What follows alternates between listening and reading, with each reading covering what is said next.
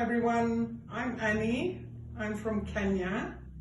I'm going to read you a story today about the greedy zebra. Long, long ago, all the animals in the world were a dull, depressing color. No coats, no horns, no spots, no stripes, just dull and dusty. Until one stormy day in the heart of the leafy forests of Africa, there was a great rumbling in the earth, and all of a sudden a huge cave appeared in the ground. A few of the animals crept cautiously up to this new and wonderful sight, and when the bravest of them peered into the darkness, he saw something glittering amongst the rocks. The cave was full of furs and skins, all glossy and new. Stepping inside, he came across horns and tails of countless shapes and sizes, and needles and threads of 1,000 different colors. Trembling with excitement, he rushed out to tell the other animals what he had seen. The news spread far and wide, and soon all the animals were on their way to see the cave, running and jumping and sliding and swinging and slithering through the trees. All, that is, except one, Greedy Zebra. Greedy Zebra never ever stopped eating. He certainly wasn't going to give up a single mouthful for a silly old cave of any sort.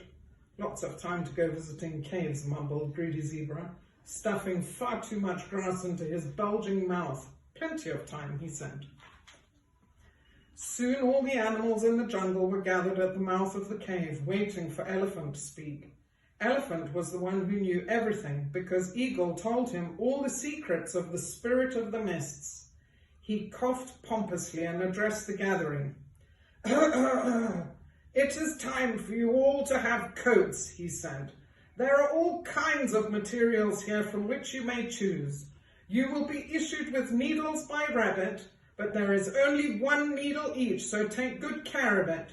Now you may go in, but no shoving and pushing, and keep in an orderly line."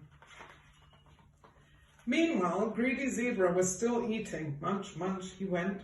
This particular grass is so delicious. He stopped to gape at the beautiful thing in front of him. It couldn't be, but it was. Sable, the antelope, and she was wearing the most glorious new coat. And horns! She was wearing horns! When Greedy Zebra heard that the coat and the horns came from the cave, he trotted off as fast as his fat little legs could carry him. But he couldn't resist a leaf here or a succulent blade of grass there. Oh, and that patch was too good to pass by without one little bite. From time to time he met another and another and yet another of the wonderfully clothed animals. Stopping for a last bite not far from the cave, he watched Leopard finish her sewing. Leopard, as careful as usual, had sewn the most splendid fur coat with spots all over it. Greedy Zebra could hardly believe his eyes as he watched Leopard wriggle into the perfectly fitting fur. "I shall have spots like that," he said to himself, and he hurried off, eager to reach the cave. But it was a hot day, so he stopped for a cool drink at a stream, and then he came across a patch of the greenest grass he had ever seen. "Delicious," he munched, smacking his chubby lips. Back at the cave, most of the animals were leaving. Only Rhino and Elephant were still cutting their material. They had chosen a very strong grey cloth. Poor old Rhino, who was very short-sighted, had stuck his horns on any old how, and was having a terrible time.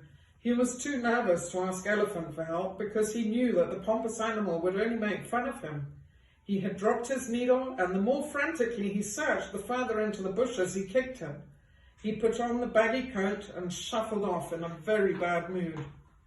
Just then Greedy Zebra trotted by with blades of grass bulging from his mouth. "I'll have spots like Leopard," he was saying, "and horns like Kudu, and mane like lion, and a tail like cheetah. I shall be the finest looking animal in the forest." And at the risk of indigestion, he gave a short gallop into the cave, and he stopped, aghast. There was nothing left. No horns, no fine cloth, nothing. Frantically he searched through the cave, but all he could find were a few strips of black material. Forlornly he cut them all to the same size and stitched them together. It looks very tight, he thought nervously to himself. Being such a very fat zebra, he had a terrible time squeezing into his coat. He pushed and grunted and oohed and ahed, and pop, he was inside it.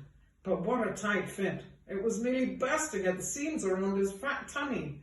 He trotted down to the stream to take a quick bite of a leafy bush, and pop, his coat burst open. Pop, pop, pop. His tubby tummy squeezed through the seams. How the monkeys roared with laughter. To this day, his chubby stomach shines through his coat because he is so greedy.